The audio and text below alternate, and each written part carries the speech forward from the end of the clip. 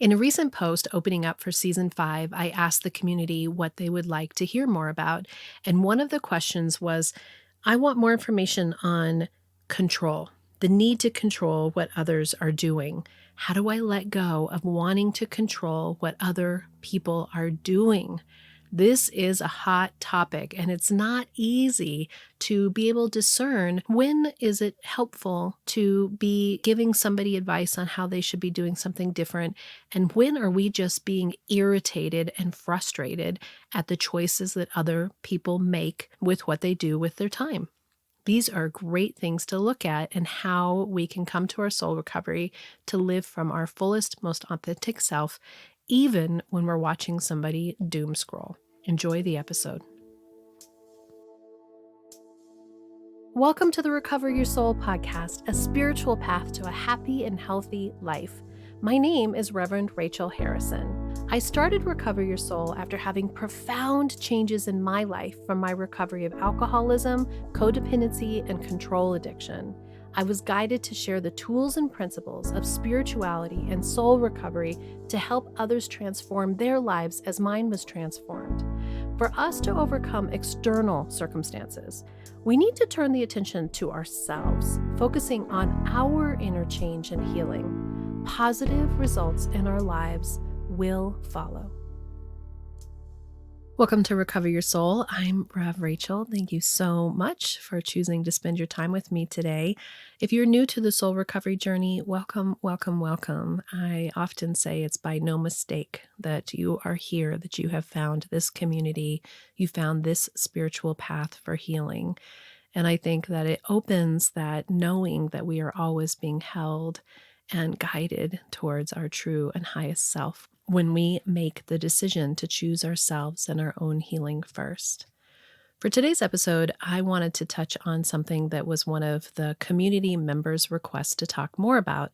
I recently had a post on Facebook around starting the 5th season, Cover Your Soul podcast, and asked, what do you want to hear more about? And one of the answers was control, our needing to control others and what they're doing. And I thought that was perfect because I recently had an experience that played into this place where we can think that we know better about what somebody else should be doing and how it annoys us or makes us frustrated or hurts our feelings. And I thought that it was only appropriate that the number one thing that we talk about in soul recovery is learning how to let go of control. And that it goes along with my Christmas experience. And I had mentioned it in the last podcast, so it works great for it to go together. In soul recovery, the first step of the 9 steps of soul recovery, which you can find on the website, recoveryoursoul.net, the first step is along the lines and inspired by 12-step, and it's around letting go of control. In 12-step, what we say is we're powerless over alcohol and that our lives have become unmanageable. And that was incredibly true for me. That was what I finally had to take into my life to really understand that no matter how much I tried, no matter how much I wanted it to be different, no matter how much I tried to control, I am powerless over alcohol. Now, in soul recovery, we're looking at our life from an entirely different view. We're rising above, almost like an eagle flying above our own life, and we're looking at it in an entirely broader view. We're looking at everything. We're stepping outside of our codependence. We're stepping outside of maybe someone in our life who is dysfunctional or has addiction, and we're realizing here we are in our life, in our experience, and we're rising above, and we're taking this step one. We're saying, I am powerless over every single thing outside of myself. I'm powerless over everything outside of myself. And my desire to control people, places, and circumstances causes me pain and suffering, makes my life unmanageable. That desire to make it be different makes me unhappy, makes me unhealthy, makes my life unmanageable. Now, living a human experience is painful. There is definitely the emotion that comes from being a human being, but what we learn is we learn that the suffering is optional. that this attachment we have to it being different, wanting it so desperately to look and feel a different way, is what causes us the suffering and the clinging and the desire to make it be different, to make other people's circumstances be different, to make the world feel different. And when we really take this step, this was one of the most profound soul recovery steps for me, because I didn't think that I was being controlling from the perspective of being a dictator or being aggressive or forcing my way on people. I thought I was being helpful. I thought I was making things better. I wanted to tamper down the emotions. I wanted to save my children from their pain. I wanted to make the relationship between my husband and my kids different. I wanted to calm the situations down. And I wanted to calm them down because I would feel better if they were calmed down, because I was trying to make them change so that I could feel a certain way. And what we talk about in soul recovery is that that's giving our power away. That if we have control of not a single thing outside of ourselves, when we then expect them to behave or be a certain way or respond to us in a certain way for us to feel whole, for us to be okay, we're actually giving our power away. So in soul recovery, we're learning to take our power back. We're learning to attend to ourselves. We're learning to allow other people to be exactly who they are. And from this perspective of the eagle soaring above, of us being able to rise out of our clinging and our attachment, this deep attachment that we have in our forest, that we can't see the forest from the trees, that we're rising up and we're looking out and we're saying, wow, I don't actually have control of anything outside of myself. And I'm going to put my energy on taking care of myself and being within my life in a way that is more aligned and more true to who I know now, with more awareness that I am, that I can let go of the need for everything else to be okay, for me to be okay. Now, what I love about this question is the clarity around our need to control others and what they're doing. So it was specifically about what they're doing. So I wanted to use an example in my life because I know that this is how I'm learning, and I love hearing from all of you that my stories resonate with you and help you in your life of being able to see and recognize in your life how you can make changes. I've mentioned in some past episodes that I went to see my dad as part of a trip to Santa Fe in September and showed up in his house in Madrid to go to dinner and saw a very different dad than I had seen last Thanksgiving. I saw a man who had lost a lot of weight, who looked sallow and was weak and pale. And he shared with me that he had not been feeling well. And I knew from our conversations, we don't talk that often, but I knew from our conversations that he'd been having some issues, that he hadn't been feeling well, but he hadn't actually been sharing how unwell he had been feeling. And he's a hippie from way back, right? So if you've listened to my stories, you know my middle name is Little Flower. I grew up in my early years were very, very standard New Mexico hippie. He still lives this way. Here he is. He doesn't go to the doctor because there's some pride that he has in not going to the doctor. If you don't go, maybe you won't be sick. I don't know what his reason is. Here I am trying to figure out what his reason is. Truth is, he hasn't been to the doctor in forever. And he was going to acupuncture and letting him know that he wasn't feeling well. And it turns out the acupuncturists were saying, you should go to the doctor. And he kept kind of not doing that. Well, he finally got to the place where he shared that he was not able to do anything for more than about 15 or 20 minutes without needing about an hour of rest. He shared that he's in level 8 pain all the time. He shared that he is in a lot of discomfort all the time. And I looked at him and I knew almost immediately that he was really sick with something. Now, being a metaphysician, being a metaphysical minister, I watched myself want to jump into the control, into the we're going to fix it. What's going on here? There's something wrong with him. He has cancer. He's sick. And then I had to back myself off in that moment and say, we are here to hold space. And until he gets a diagnosis, I'm going to continue to see him as healing and as well. And even when then immediately when he finally did go to the doctor, they said this is indicative of colorectal cancer. I was able to really hold that space that didn't go down the rabbit hole of despair or fear, and just really hold the light that this is his journey. He's 83 years old. I'm so grateful that he was able to find and get care that is working for him. Now, in my dad's story, the other part of my dad's story is he's been this lifelong hippie and hasn't had normal jobs. He's been self-employed aside from a small stint of time that he worked for the city of Santa Fe, putting on concerts for them. And with that, luckily, he has a very tiny, small Social Security. But outside of that, he has never put money away. He's never saved. He's always lived month to month on being able to make this amazing Southwest jewelry that he's an incredible master at, and also playing music. This is the life that he chose.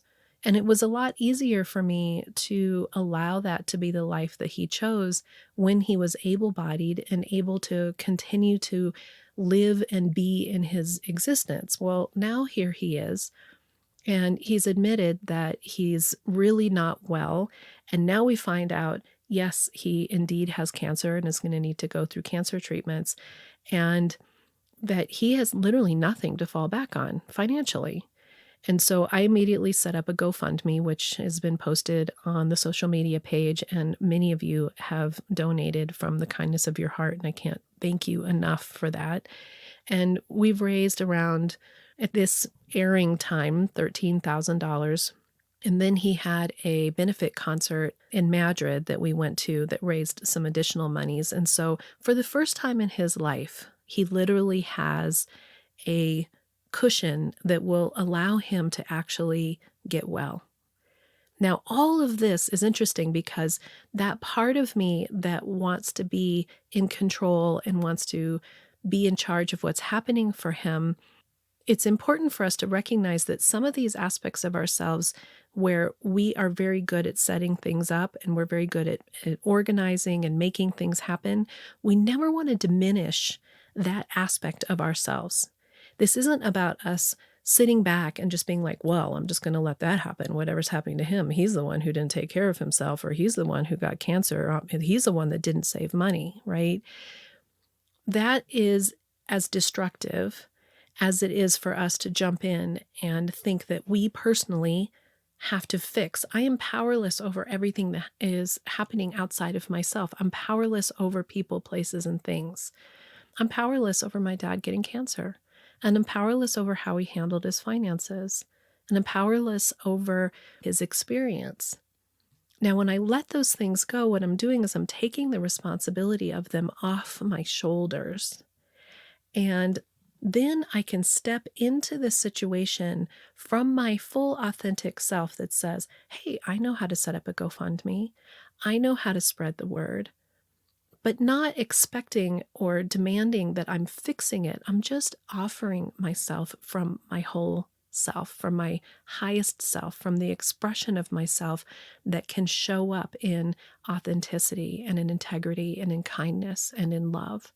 Knowing from this spiritual place that I trust and have faith that everything is indeed working for the good.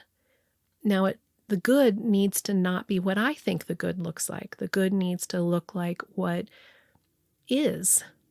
And us being able to just be present with what is part of our learning and soul recovery, to rise above and see the bigger picture and release our need to make something happen.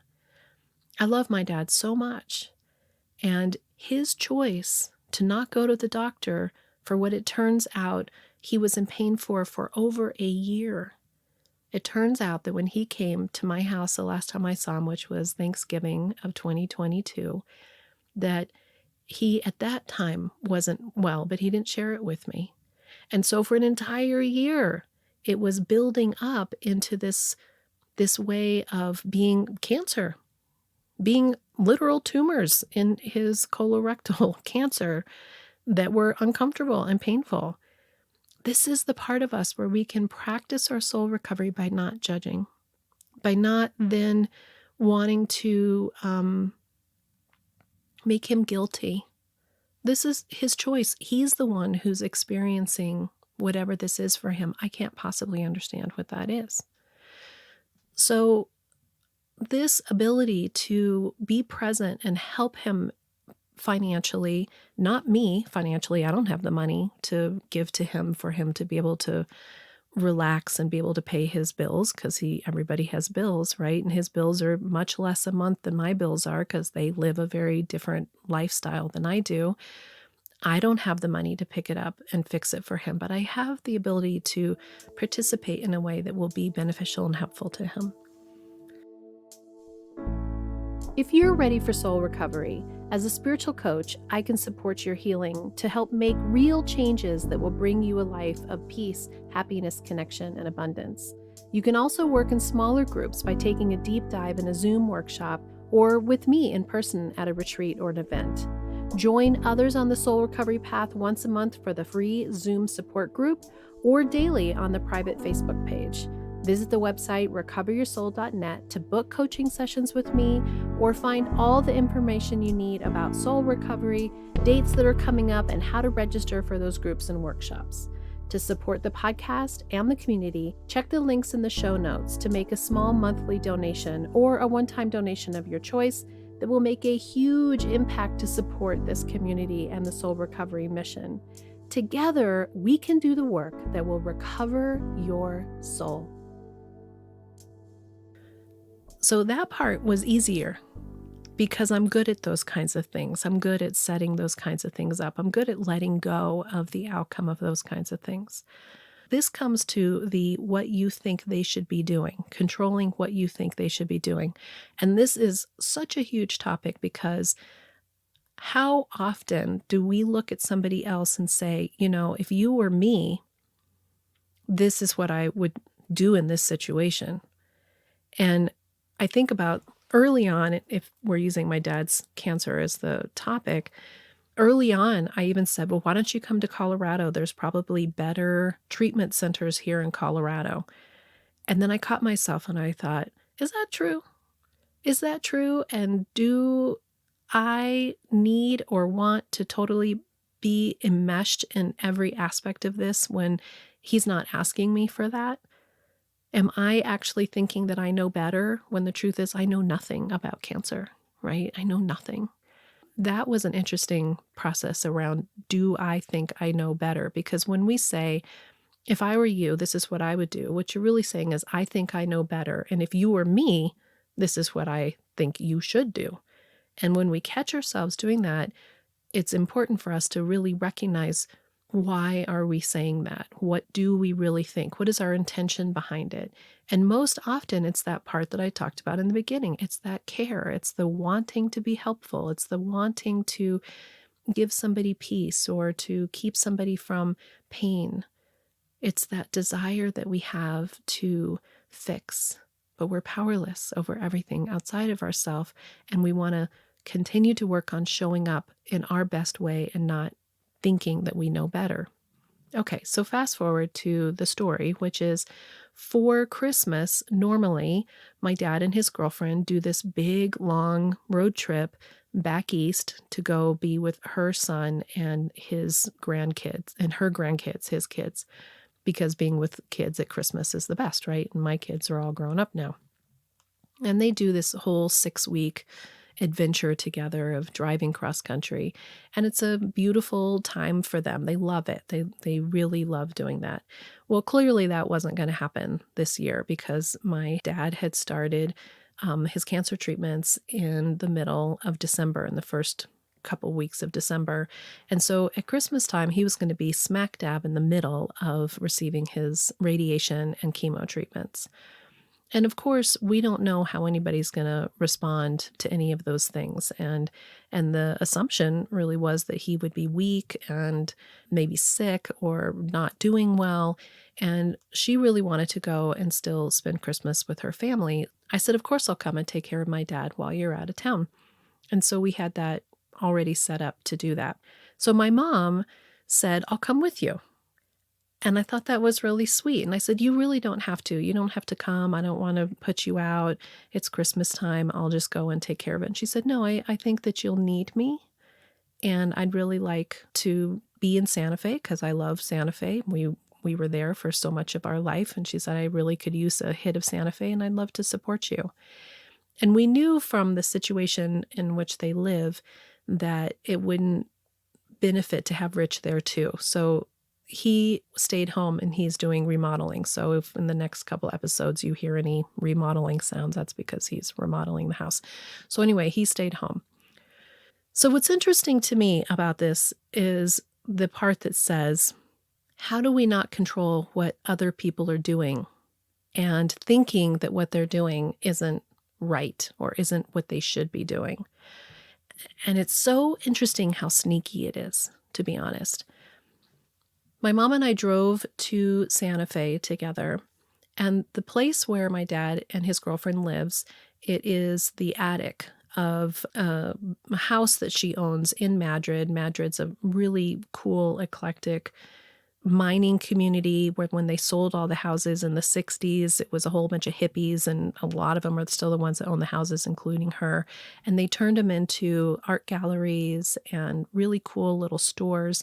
So she's rented her house out as a store for a long time. It is still that store.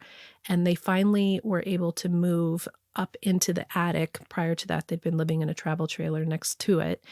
And this was a big step up for them. And the truth was, it was really amazing timing because they were able to be inside where there was a better running water and bathroom and all that kind of stuff. This plays into it because one of the things that happened to me is that I had a little bit of emotion around going and staying in this place, which is a perfectly fine, simple, lovely home that they have. It is a very different style of living from the home in which I live, and a very different style of living from the home in which my mother lives. She is living on that upper level. We're in the middle. And then here's my dad's very simple life that they have. Now, what I want to touch in on this that I'm aware of for myself was I wasn't sure what was going on and why I was being affected by this idea of going and staying in this environment, because I really wanted to stay and help my dad. And in other episodes, I've talked about the inner child, and I'm going to do some more episodes really on working on that, because what I realized was this trepidation, trying to find the right word for it, right? This aversion that I had around just jumping in and saying, we'll sleep on the floor, we'll do whatever. I had a piece of me that finally could recognize that there was a little girl in me that had to handle going and visiting my dad when I was a little girl and what it felt like to go visit my dad. Now, my parents divorced when I was 8, and one of the reasons why they divorced was because there was real clarity around the lifestyles in which they each were wanting. Now, my dad has never stopped being the same hippie that lived in very simple ways. When I was being raised, there was often no running water, no electricity in those first couple of years of my life. And that's comfortable and fine for my dad. And my mom actually loved those couple of years. And then she kind of got to a place where she thought, I actually don't want to just live this hippie life. I want more. And what they loved in each other was allowing each other to be exactly who they were. And instead of saying, I need you to lean in my direction and do what I want, and the other one saying, no, no, no, I want you to be who I need and want you to be, what they realized is that they could love each other enough to realize that what they needed and wanted in their own lives didn't match up. And that my mom wanted to be able to have a more comfortable life, that she loved the concepts that came from this being a hippie and a spiritual life and community and all of those things that came with it. But she didn't like being poor. She didn't like never having food. She didn't like having this unknowing part of her about how she was going to survive. So my parents divorced when I was 8 in a loving, kind way. My mom went and got her PhD, and we became middle class. Thankfully so. So I've lived middle class since I was in middle school. My dad, he continued to live the life that was comfortable and easy for him. So when I would go visit him, the living situations were not always that great because he didn't need much. He didn't want much. So sometimes I would be in some girlfriend's apartment and sleeping on the floor or the couch. And sometimes he would rent a room with some guys and I'd have a little pallet on the floor until he got married. And that relationship created a more stable house. But still, I didn't have a room. I slept on the couch or I slept on the floor. So every time I went to go visit my dad, there was this element of not really having a place of my own. So when I went on this time to go stay with him, I haven't actually stayed with him at his place since, oh my gosh, since probably he lived with his second wife, right? Like we've always stayed in hotels or at an Airbnb or another friend in Santa Fe's house. I actually haven't stayed with him because there's no place to actually stay. So I had this trepidation, and it was really important for me to go and look at the younger part of myself that was being activated, that didn't like that situation but wanted to be with her dad, and to give her voice and to talk to her and share with her that it was okay. And that feeling that she had when she was younger around not feeling always safe or comfortable is a valid feeling. And that was powerful for me because as soon as I could recognize and see, this is from my childhood, this is the part of me that I've pushed down or protected, needs now just to say, it's having this voice, it's having this activation. So once I had gone through that and done the soul recovery work of recognizing her and speaking to her from this new motherly place where she could really be recognized and reminding her that everything is safe, that this is a perfectly fine place to be. Your mom's going to be with you. It's going to be comfortable. She totally relaxed. And then we showed up and my mom had brought an air mattress and I had a very nice futon to sleep on. So the truth was everything was fine and well. So then here comes the next part around how do we have awareness around controlling what we think other people should be doing. So I've showed up with my mom to help my dad during his cancer treatments. And that part of me that wants to be of service, wants to help, wants to see him through this, observed his choice and how he spends his time in a way that was complicated. So I had an assumption that we were coming to show up to help him, get him to cancer treatments, make sure that he was okay. Who knew whether he was going to be strong enough to climb up and down the stairs, really be there for his safety. But I also thought I was going to go and spend quote unquote time with him, hang out with him, visit with him, chat. We only see each other a couple times a year and we don't talk on the phone that often. We have a great relationship, but to like really spend time with my dad. That was a little girl. That was a little girl who wanted the attention of a father who has always loved me deeply, dearly, intensely, but lives a life that is a very particular way.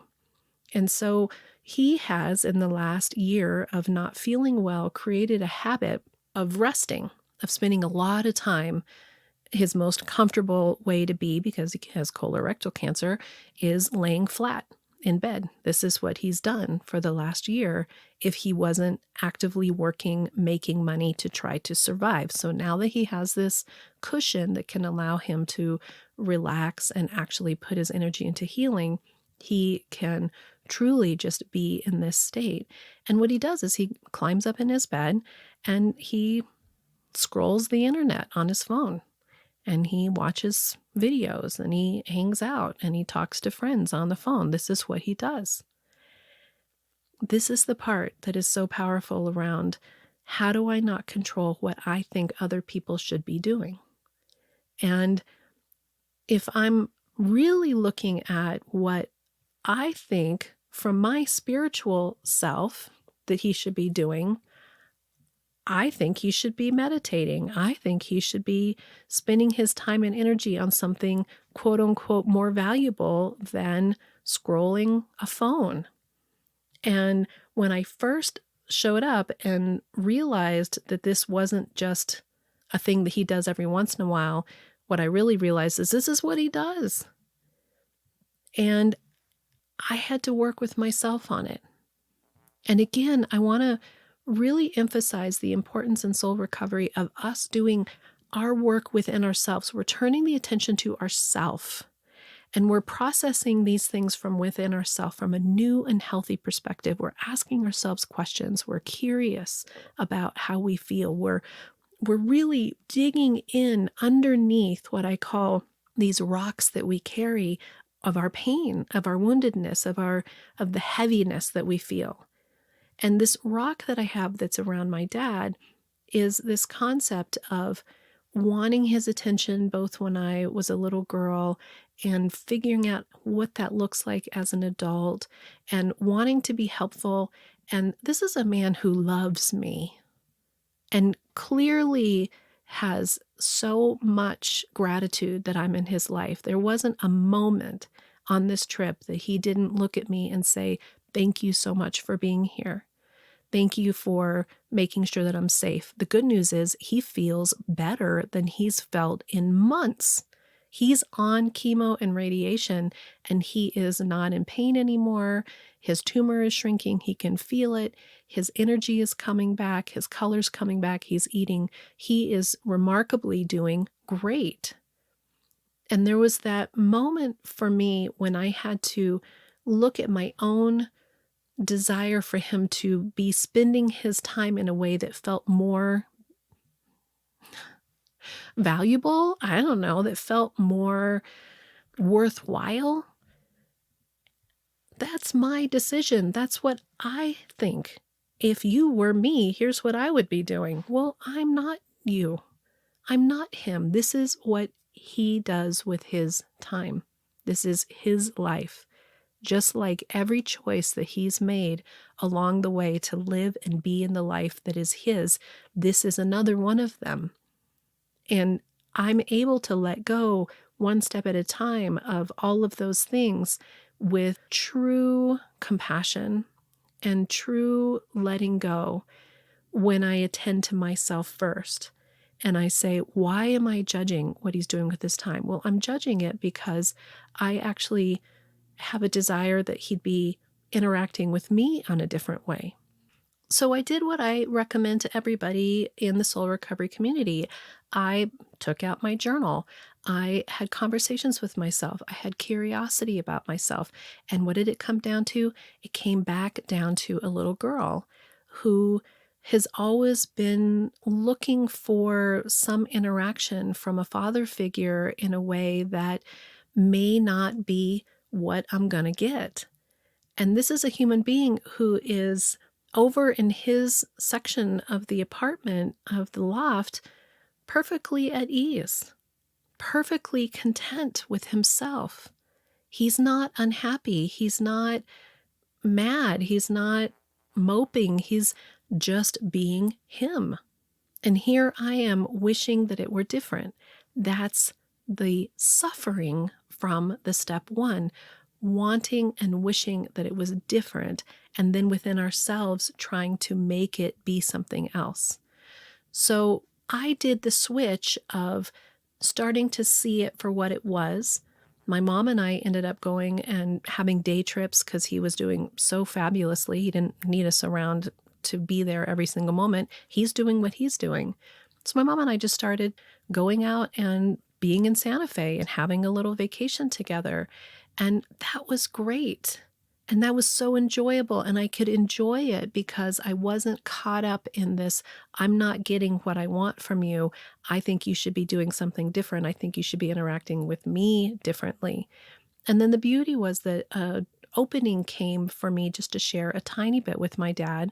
And he said, "Thank you so much for coming. I so appreciate you being here." And I said, "Well, it's been an interesting trip." And he said, "Well, what do you mean by that?" And I said, "Well, I thought it was going to be different. I thought we'd spend more time together."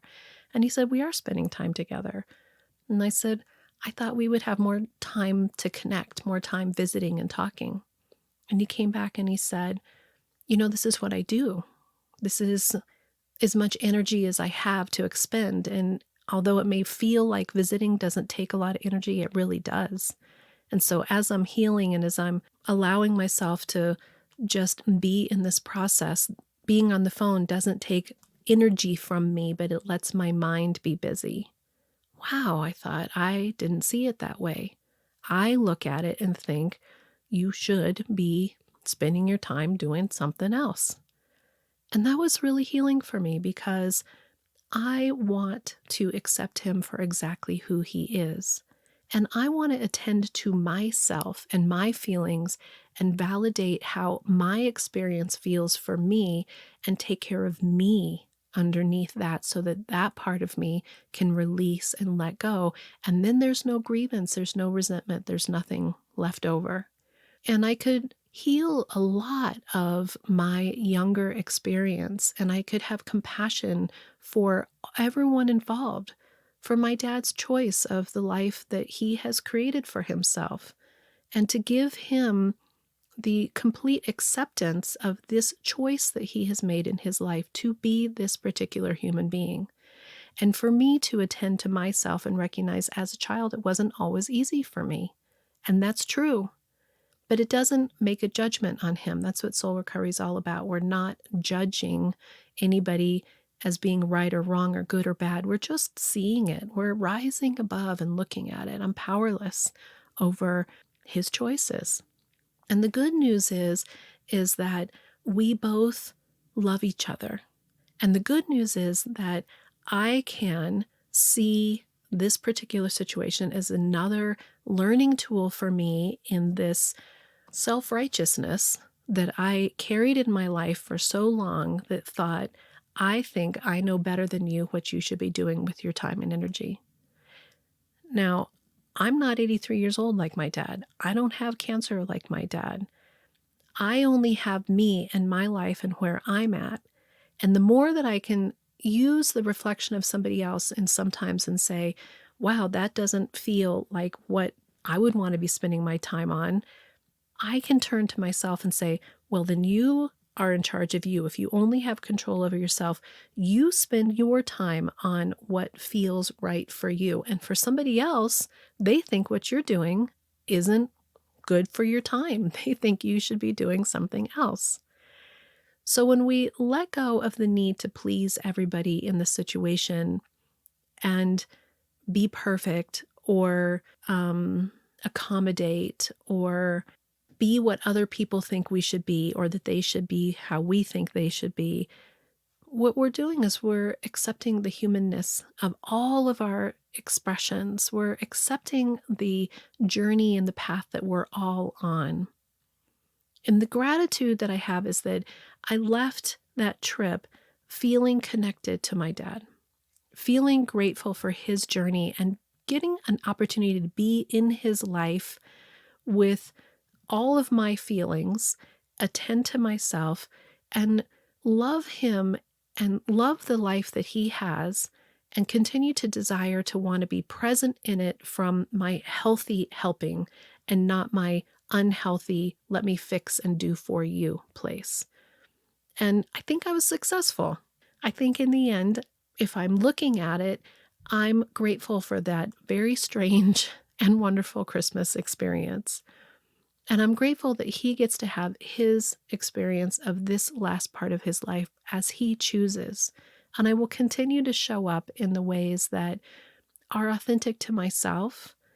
And I can even more allow him to be and do exactly who he is as he moves into his later parts of his life, having had this intensive experience and time together. I can stop being in a fantasy of what I think I want it to be and what I want our relationship to be. And I'm grateful for that. So I hope this has helped you in this concept of how do we let go of what we think other people should be doing. There's so many more stories that we could tell on this. Man, I could do an entire year talking about this particular subject. As always, if you want direct help one-on-one with working on this, book a coaching session with me. This is the kind of work that we do to work through our younger experiences and our belief systems and healing and releasing these kinds of emotions. Until next time, namaste.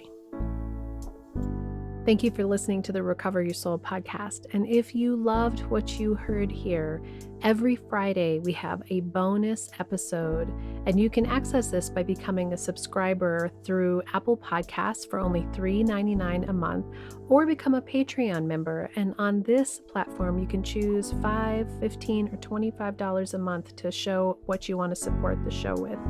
On both of these subscriber platforms is an entire catalog of back episodes intended to inspire and support you on your soul recovery journey.